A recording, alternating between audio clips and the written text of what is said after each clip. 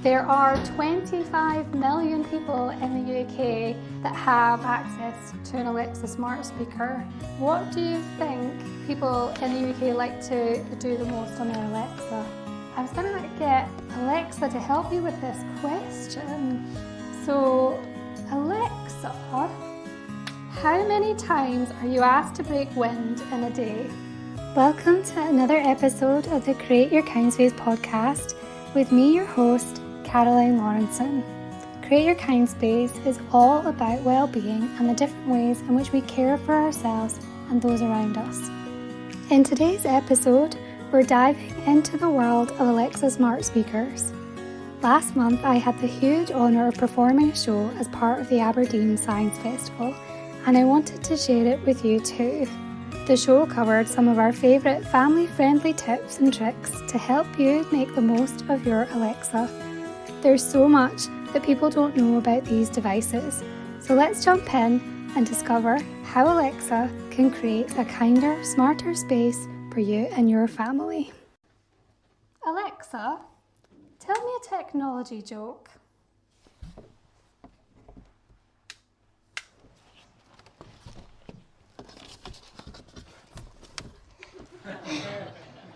I'm reading a book about anti-gravity. It's impossible to put down.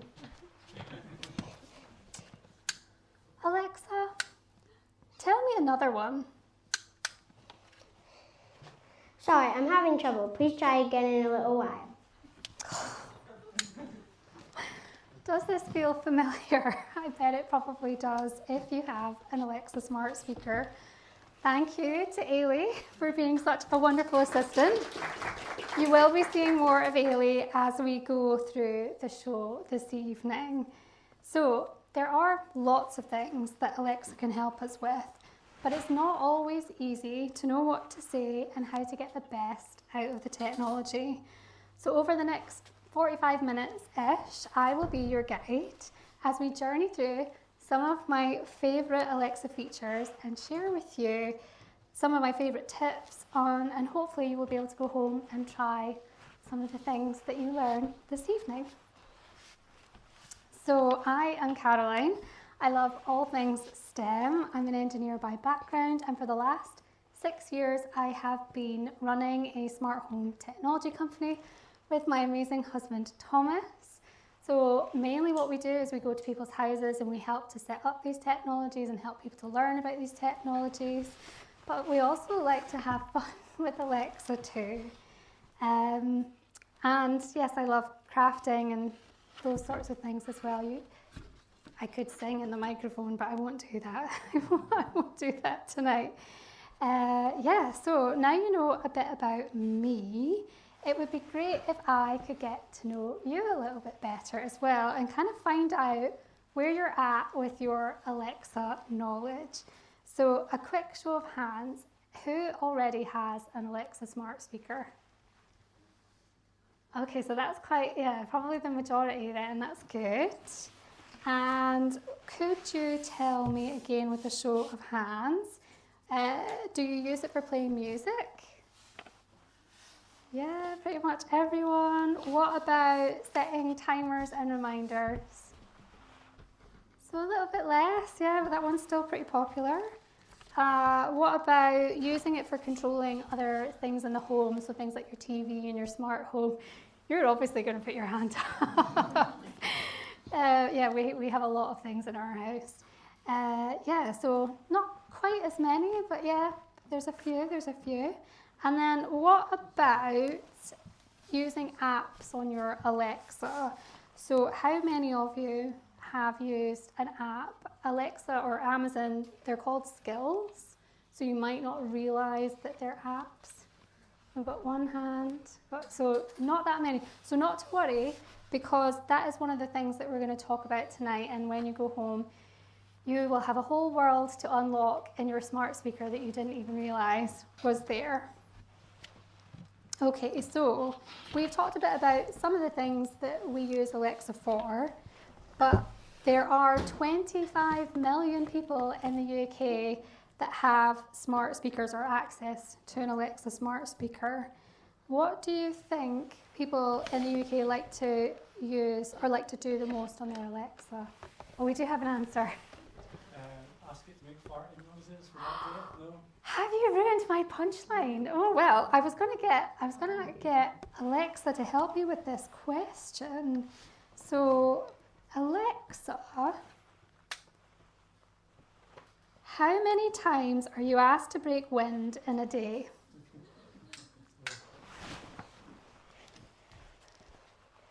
From cancerresearchuk.org, on average, people pass wind about 15 to 20 times a day. Oh dear, this is going to be a long show.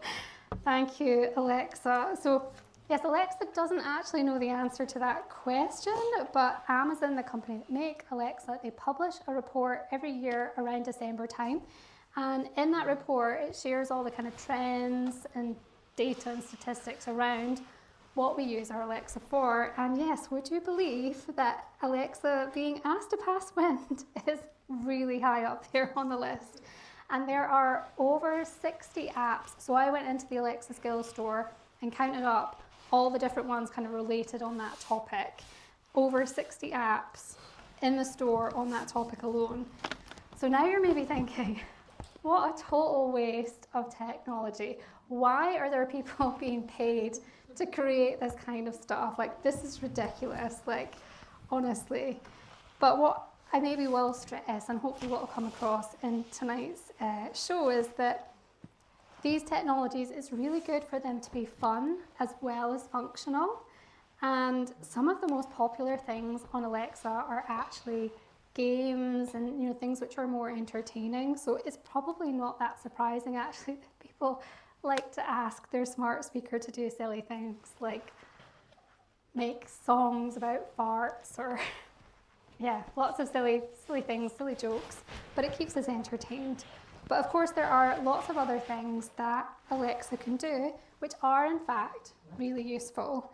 So many things that I wrote a whole book about it, and I love to talk about it. It's something that we do in our work. It's something that I'm really passionate about sharing with others. And some of the things we've talked about already, so listening to music, reading books, listening to podcasts, checking on the news, setting your timers and alarms when you're doing tasks around the house like cooking. You can link it up to your calendar. That one's really, really useful. Even simple things like checking the weather before you leave or checking the traffic before you leave the house. So many things that Alexa can do. And of course, it would be impossible for me to cover all of this evening.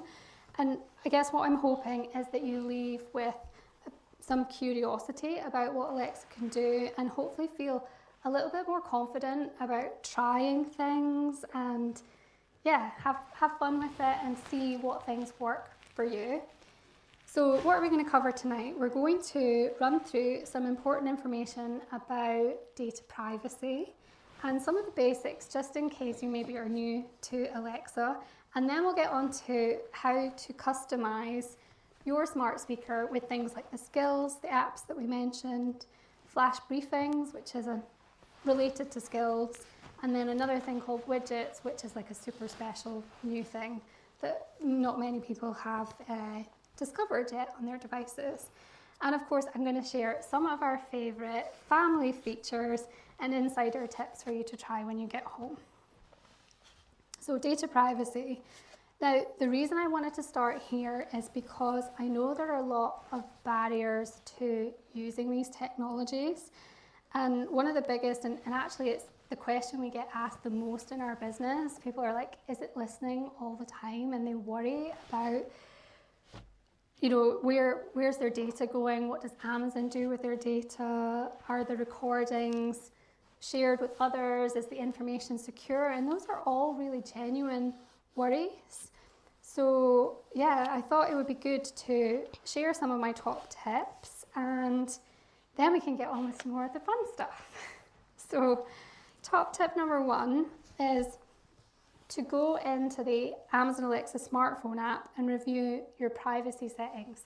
So you might be surprised to learn that out of the box, when you purchase your device and you plug it in, the default setting is for it to actually retain all of your recordings and transcriptions, and then Amazon have access to that, and they use it within their development activities to improve like overall how Alexa operates. But out of the box, you're sharing a lot of information that you maybe didn't realize. This isn't necessarily a bad thing, but I do think it's good for people to have a choice and awareness about what they are and aren't sharing. So we always encourage people to go into the settings, see what it looks like, and you'll have more awareness, and you can make a conscious decision about, do you want to share that information or do you not?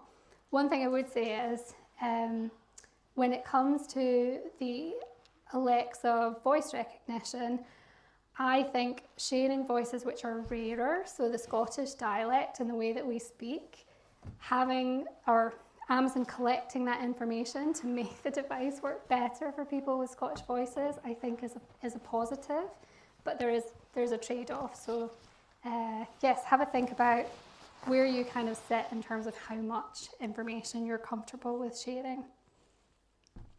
The next thing I wanted to recommend was setting up voice profiles. So when you get your device, what it should do is ask you if you want it to learn your voice. And you might be thinking, oh, I don't know if I did do that, or maybe you skipped past that step when you plugged in the device, or if you've had it for a long time, then maybe that feature wasn't available when you bought your device. So if you aren't sure, all you need to ask is, you would say, Alexa, who is speaking? And then it would let you know if it knows who you are. And if it doesn't know who you are, it will probably prompt you, would you like me to learn your voice? Then the other shortcut or the other command you can use is you can just say, Alexa, learn my voice. And then what the device does is it guides you through a few phrases that you kind of repeat after me, and then it collects that data, and then it creates this profile so it always knows who you are in the future.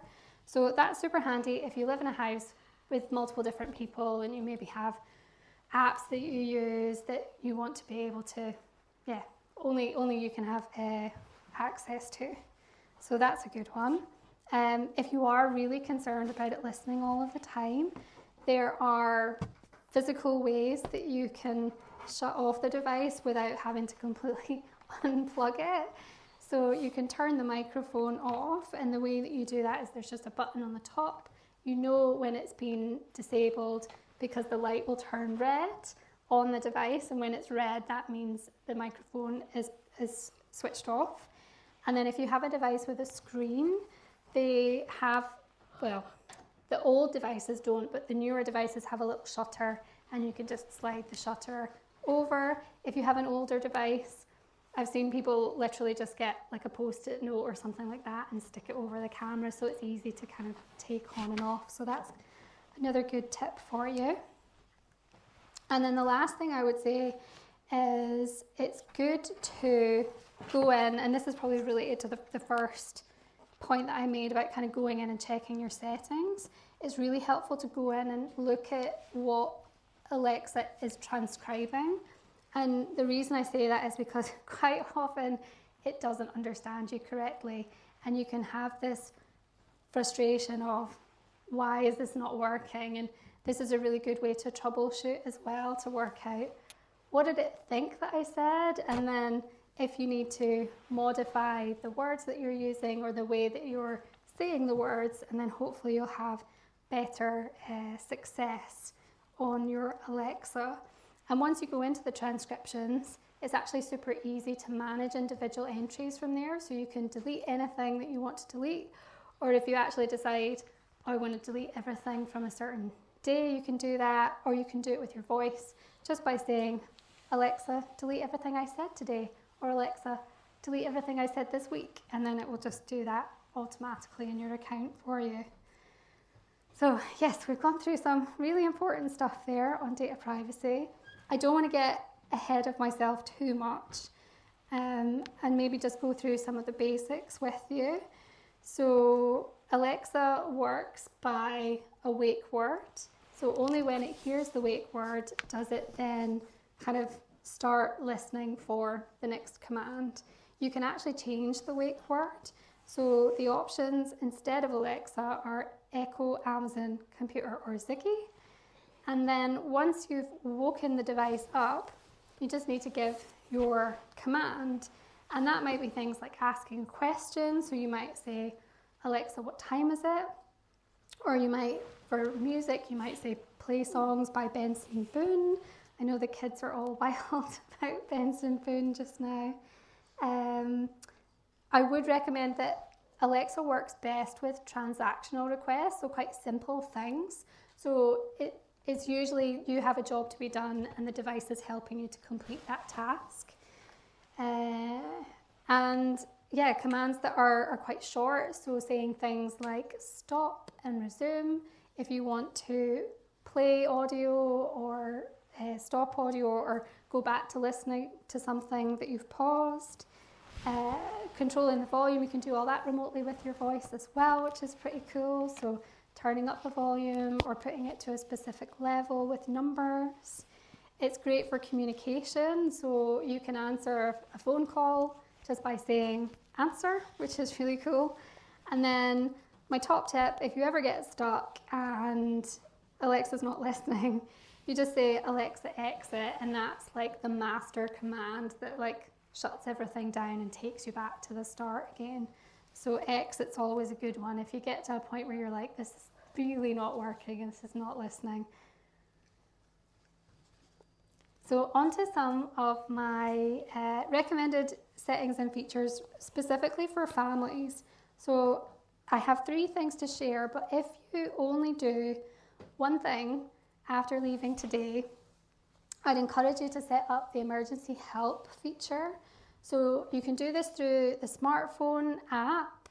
And what you do is you add a number to use as your emergency contact. And then when you say, Alexa, call for help, it will call this number. And if there's no answer, it will also send a message. So your emergency contact will be alerted that the device has been activated, the help function has been activated. So really, really helpful facility. I think this and the communication features overall are just so helpful, especially if you have older people in your family or people that are remote from you that you want to be able to kind of check in on. And I think it just gives that kind of level of peace of mind and security that you can always get hold of someone if there was to be an emergency. The next thing, top tip, is turn off your voice purchasing. So again, out of the box, this won't be switched off by default. And there's been ever so many funny stories in the past on the internet of people ordering things and it arriving at the house and then being like, I did not order this, where did this come from? So especially with kids in the house, really have a look at that and switch it off. Again, that's in the Alexa smartphone app, so you can go in and you can disable that. Definitely a good idea. And then the third thing is just around content which is appropriate for young people. So they have this thing called the profanity filter that blocks any music with explicit lyrics. So you can turn that off with your voice. You would just say block explicit lyrics, or you can do that in through the smartphone app. If at any point you wanted to turn the filter off, really the main way to do that is in the smartphone app. It's quite difficult to do that with your voice unless you've told it in advance that you want to be able to do it with your voice, but you kind of see that in the example here on the screen. So yeah, top 3 tips, and we've covered some of the basics now. So let's dive into some of the more advanced features and ways that you can customize your Alexa device. So I asked about apps before. Amazon call them skills. They are, the way I explain it, it's a bit like how you get apps for mobile phones. So you go into an app store and then you can add things onto your smartphone. So it's really similar. There's a app store that Amazon have curated. Some of the content is created by Amazon, some is created by companies like ours. So another part of our business is we create this software that adds extra functionality to your smart speaker. So it's a growing what would you call it? a growing ecosystem with lots of different developers of differing quality. So some of the stuff that's in there is complete rubbish and it can be a bit of a hit or miss. And so what I wanted to do tonight was share some of our favorite ones. There's actually over 100,000 different apps in the store, and unfortunately Amazon aren't very good at, they're a marketplace and this is their job and they're very good at selling things, but for some reason on the Alexa side they're not very good at helping consumers find the content that matches their needs. So it's not always the easiest to find things. Often on our social media we will share new ones that we find and like try and give people tips on things to try. So there's some of our favorite ones. And actually what I love the most about these apps is to use them, all you need to know is the magic words. So if you find an app that you like, then you just say, Alexa open, and then the name of the skill. So for example, you could say, Alexa open bin calendar. And this app is super cool. So when you activate it, when you open it, it asks you to give the days and the frequency of your bin collections. And then anytime you need a reminder, you just say, Alexa, what bin is it this week? And then it'll let you know like what color it is, or is it paper? So that's one that we literally use every single week. Some of the other favorite ones that I've shared, topical because we've got Halloween coming up, well, in a month's time, but as of next week, so from the start of October, you can say, Alexa open Count Dracula, and then you can do like a fun Halloween countdown. So it's a bit like how many sleeps is it to Christmas, but it's like how many sleeps is it till Halloween. So that one's really nice, really cute. And then the last three that are shown on the right hand side there are ones that we've actually made. So we have one called Focus Base, which is a Pomodoro timer. So it's a productivity technique that people like to use, like if they're studying or working, and it helps to make sure that you're taking breaks at an appropriate time, and it helps you to kind of get through your workload efficiently. So that's a really nice one. Then we have our Kindspace application, which is focused on well-being. So it does a little check-in with you every day to kind of see how you're doing. And it has lots of tips and advice on different well-being topics. And then it also has activities, so things like bedtime stories and journaling exercises, breathing exercises, that kind of thing. And then the last one, which is one of our newer ones, is called My Scottish Community. So we actually got Innovate UK grant funding to work in collaboration with the Health and Social Care Alliance. So this is a national resource, and we basically took this really large database that sat on a website, and we've made it voice accessible. So there's thousands and thousands of different services and organisations across Scotland that help people with their health and well-being, and now they can go on My Scottish Community and find out more about these services and like contact details. So yeah, that's a really beautiful one, and we were so happy to be able to bring that to Alexa. So yeah, I think what I would do, or what I would say is, I'd encourage you to have a look at the store. So you can do that either on your computer on the Amazon website or on the Alexa smartphone app, and you can kind of browse through and see what you want to have a go at. Before I move on, I put a little circle around this word, launch. The eagle-eyed among you will notice that that is the only one that says launch.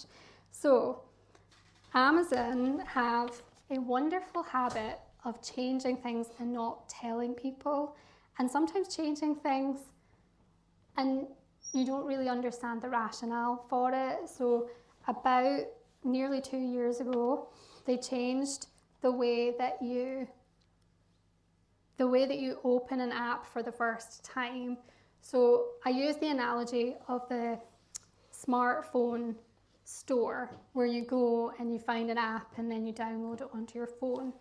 When you find an app that you like on Amazon or on Alexa, you don't actually download it, you just add it to your account in the cloud. And the beauty of that is that you can use it across any of your devices. So if you had lots of different smart speakers, or you had a Fire TV, or you had a Kindle tablet, these apps will work on all of those devices because they're all linked to the same account. But what that I don't know, Amazon have decided that now when you want to add it to your account, you have to say launch, enable, or start. You can't say open the very first time. And then anytime after that, like as long as it's added to your account, you can say open as much as you like after that.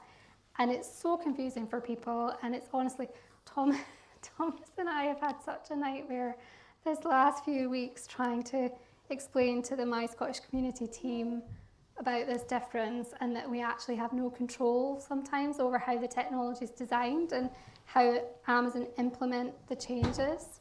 So yeah, maybe I've laboured that point too much, but what I would say is if you find an app and you can't get it to open for the first time, that's probably the issue.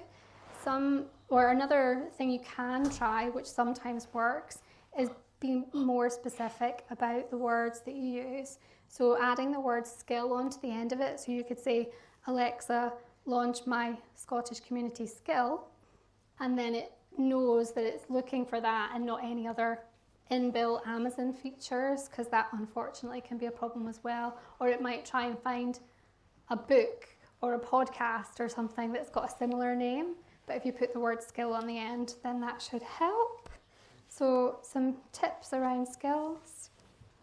The other thing I wanted to share, which people might not have heard of, which is also really helpful, is a thing called flash briefings. So they're like a special kind of skill that it's mainly for audio content, and it's mainly for things that are regularly updated. So if you think about things like the news, the weather, podcasts, your horoscope, if you're into that kind of thing. And if you imagine the scenario of your alarm clock going off in the morning, you have your morning routine and you maybe would listen to the radio, this is kind of like an alternative to that, where it's your own curated feed. So it'll play your own special audio feed of the things that you've chosen to add to your flash briefing. And it's fairly easy to do. So you find the content that you want to add to your flash briefing. You can add it with your voice, or you can add it in the smartphone app. And then when you want to play it, you can set it up as a routine, like linked to your alarm clock, like I mentioned, or you can just say, Alexa, what's my flash briefing? And then it will play all that audio content one after another. So the flash briefings are quite helpful. Again, the Amazon store isn't great because it doesn't properly differentiate between what's a normal skill and what's a flash briefing skill. So you kind of have to manually go in and like read the description to work out whether it's something that is compatible to be added to your flash briefings list. So yes, helpful, but sometimes a little bit hard to find things that will work as a flash briefing. And then the next one, which is something that only actually works on the devices with a screen, is the widgets. So widgets are quite new. I don't know, I didn't ask before, does anyone have a device with a screen? We've got a few people. Yeah. So the widgets are fairly new. At the moment, there's only about 60. So before, when we were talking about skills, we said there's over 100,000. But at the moment, there's only about 60 widgets. And you can think about these as like handy little shortcuts that sit as a tile on your screen. And it allows you to access all your favourite content a lot quicker, and acts as a bit of a visual reminder as well, because it's not like on your smartphone where you can kind of scroll and you can find the apps that you're looking for. I think on Alexa, sometimes it's like out of sight, out of mind. Like you might have an app that you forget about because you're only accessing it with your voice and you can't visually see it. So this is super helpful for things like reminders, calendars, shopping lists, the weather.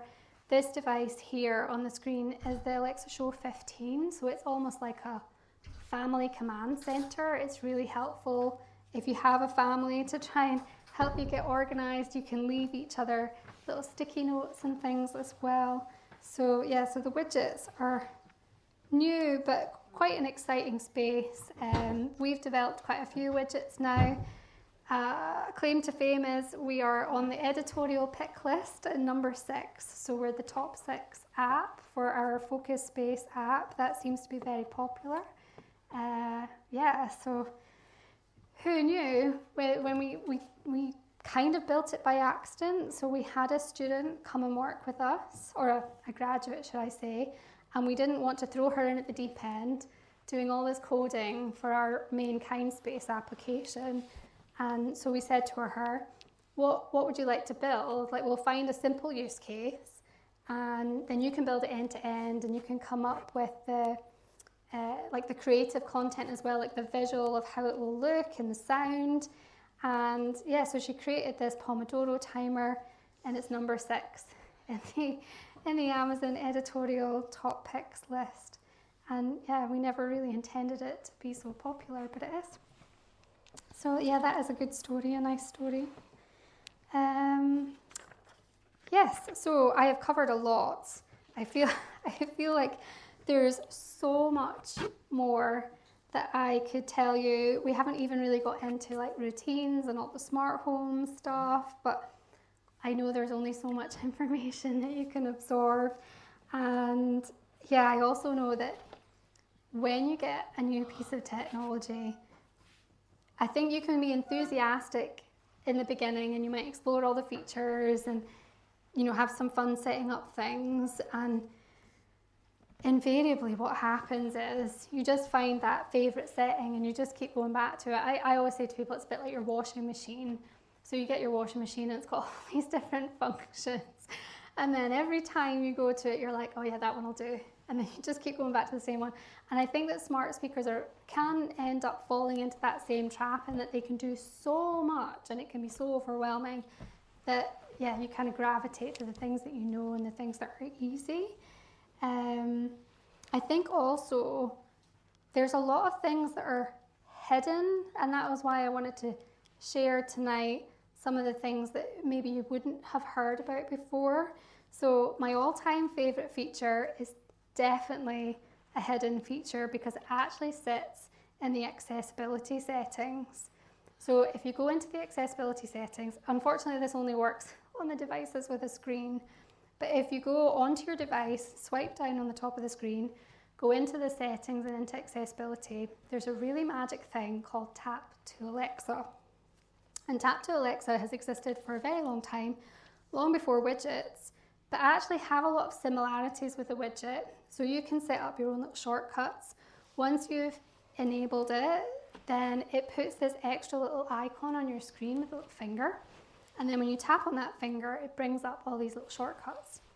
When you add it onto your device, it gives you some examples basically, so some things to get started, but then you can tap on the plus button and you can add new things. So we like to use it a lot with our customers. One of the main things we use it for is when we go and do demos. Often we're in places where it's quite noisy and there's a lot of background noise, so actually speaking to the speaker would be impossible. And so Tap to Alexa, we can set up lots of demos and shortcuts where we don't actually need to speak to the device, because we've typed in what we want the command to be instead. So I love Tap to Alexa. You can be really creative as well in coming up with ideas of what you can use it for. And I just think it's so beautiful because, yeah, it's been created as an accessibility feature, but actually it's really useful for everybody. So I'd encourage you to have a look at the accessibility settings and see what else you find that's useful. And then, yes, it's quiz time. So you better have been paying attention. I'll check how we're doing for time as well. Yes, it's quiz time. So Ailey's going to help us with a quick recap. Okay, so first question. How do I manage my data privacy on Alexa?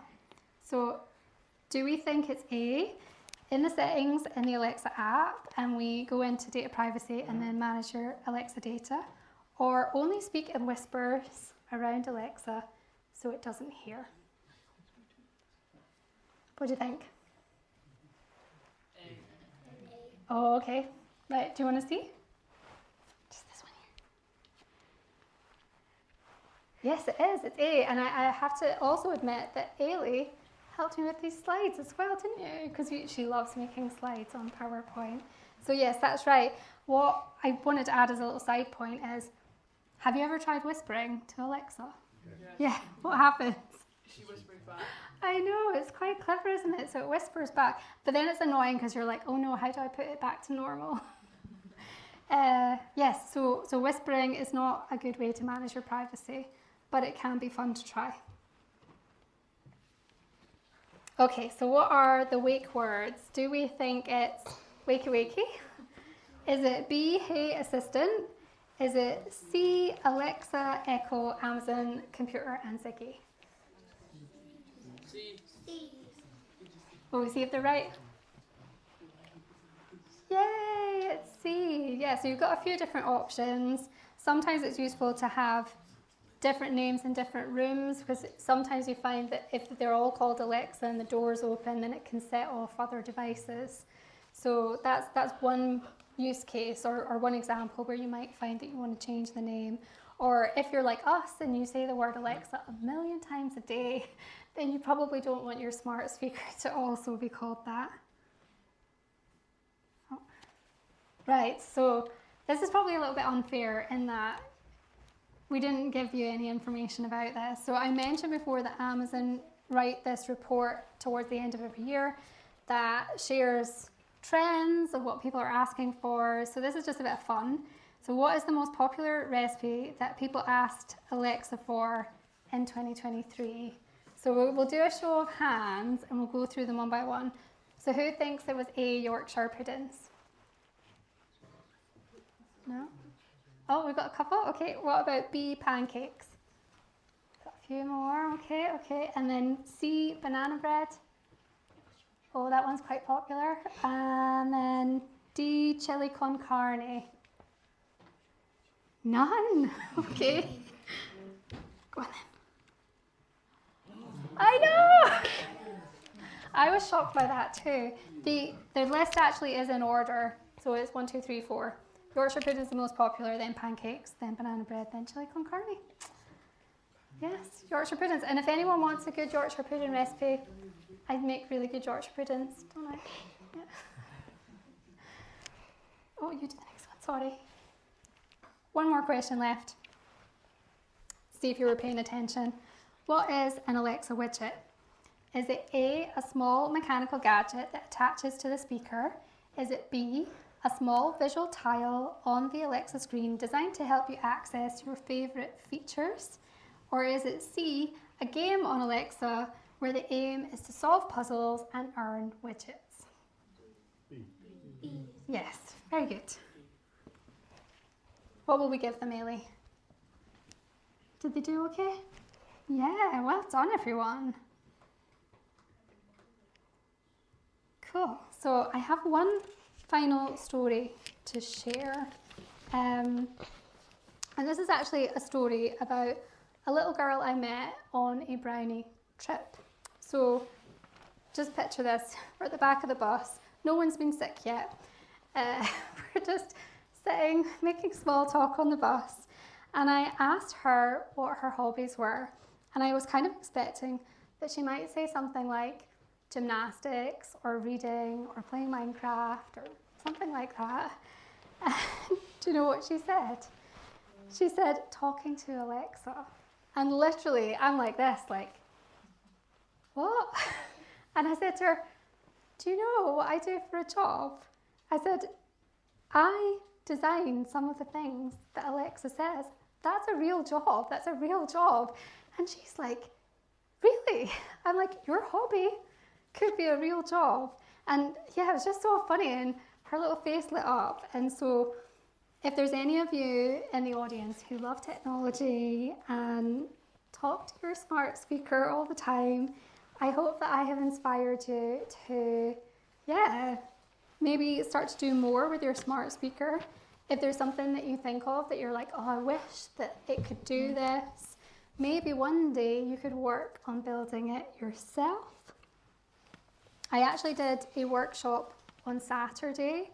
So we did a kind of masterclass sort of workshop idea about conversation design, and I shared some different resources there. So this is like a rundown of some of the things that I shared at the workshop, and then also a little list of different Alexa tutorials. because anyone can build for Alexa. Like, the barrier to entry is very low. They have lots of tutorials, there's lots of help on there. Thomas is a genius when it comes to all this stuff, and self-taught as well. So it is very accessible, and I think voice interfaces, there's just so much potential for them. You know, back in the day when the mouse came out, everyone probably was like, oh, this is weird, I don't like it. And we're still maybe at that stage of, oh, this is weird, I'm not sure if I like it. But at some point, not too far from now, it will just be completely normal for us to talk to computers instead of typing and tapping and clicking and all those things. So yes, thank you so much for being such a wonderful audience. If you want to follow us on social media, we are at TL Tech Smart. We also have a website, there's lots of free guides, and we have a blog and things on there as well. And then I mentioned the book. If you want to grab a copy of the book on the way out, then we do have a couple of copies for sale for £10. Or they're available on Amazon if you scan the QR code. And because we know that Alexa always likes to have the last word, Alexa, goodbye. Would you like to hear my cat tune? Oh, go on then.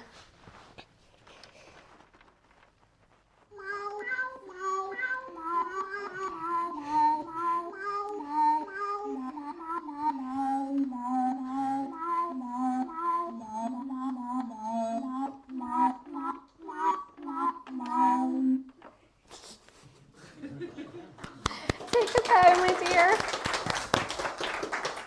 We'll take a bow together. Thank you. It was so much fun putting on this show. I think I slightly underestimated how much work it would be, but I'm so glad to have had the opportunity to share our Alexa knowledge. It was also so amazing to share the stage with my daughter Ailey too. If you've listened to this in audio format, you might also want to check out our YouTube channel for the video, where you'll see our Alexa demo come to life when Ailey pops out of the smart speaker box for the first time. If you're looking for the list of resources that we mention, I've also popped these into the show notes for you. And of course, if you have any Alexa questions, I'd be delighted to help. Thank you for listening all the way to the end. Before you go, I have a little favour to ask. So if you've liked this episode, screenshot it, tag us on social media at Create Your Kindspace, and maybe share what your key takeaway was from the episode. It would be so wonderful as well if you could rate and review the podcast, as this helps other people to find it. Thank you so much.